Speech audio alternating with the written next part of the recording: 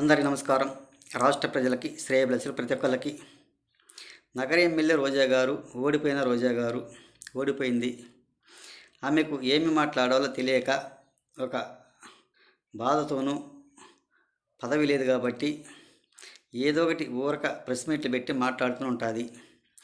మరి డమ్మీ పర్యాటక శాఖ మంత్రి, పర్యాటక శాఖలో ఉన్న రోజా గారు మరి వేల కోట్లు విలువైన భూములు పర్యాటక బడ్జెట్ అంతా పెట్టి ప్యాలెస్లు కట్టించి అందులో మీరు నిద్రపోవాలని ప్రయత్నం చేశారు.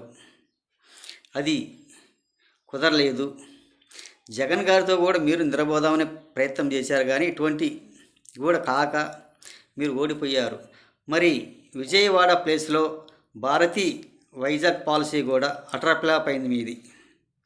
మీరు ఒకవేళ గెలిచుంటే అదే మాదిరిగా నిద్రపోయే వాళ్ళేమో 5 సంవత్సరాలు నిద్రపోయి ఒక పరదాల సాటిన పరిపాలన చేసుకుంటూ ఇప్పుడు మెలుకుతో ఊరక ప్రెస్ మీట్లు పెట్టి మాట్లాడటం తప్ప దేనికి పనికి వచ్చేవాళ్ళు మాత్రం కాదు.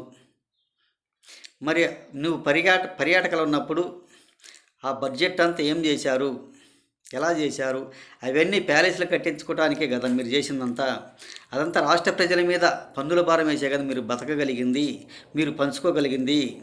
ఇటువంటి పనికిమాలిన పనులు, ఇటువంటి పనికిమాలిన ప్రెస్ మీట్లు పెట్టబట్టే ఈ పర్యాటక శాఖ మంత్రి పర్యాటక శాఖలో ఉన్నప్పుడు ఊరక అటప్లాపై నగరీలో ఓడిపోగలిగింది.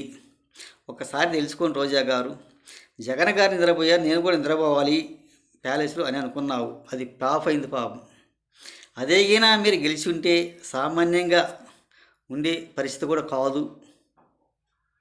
ఎంతో గందరగోళం సృష్టించుకుంటూ మన రాష్ట్ర పరిపాలన కూడా గాలికి పోయేది, వదిలేసేవాళ్ళు.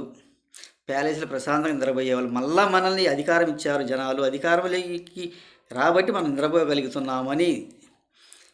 ఇప్పుడు అధికారం లేదు కాబట్టి ఇటువంటి ప్రెస్ మీట్ పెట్టి మాట్లాడగలుగుతున్నారు. ఇటువంటి మానివేయండి, ఎందుకైనా మంచిది.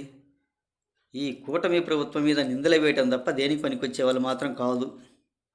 ఆ బడ్జెట్ అంతా మీరు క్రికెట్ ఆడటానికి, మ్యాచ్లు చేయడానికి వాటి తప్ప దేనికి పనికొచ్చే వాళ్ళు మాత్రం కాదుగా. ఎన్ని కోట్లు ఖర్చు పెట్టారు మీరు ఒక మ్యాచ్ ఆడటానికి? ఒక ఇరిగిపోయిన బ్యాట్లు ఇరిగిపోవటానికి ఎన్ని కోట్లు ఖర్చు పెట్టారు? అన్నీ డమ్మీ బ్యాట్లే కదా, ఒరిజినల్ బ్యాటే. ఒక్క బ్యాట్ కూడా ఒరిజినల్ కాదుగా.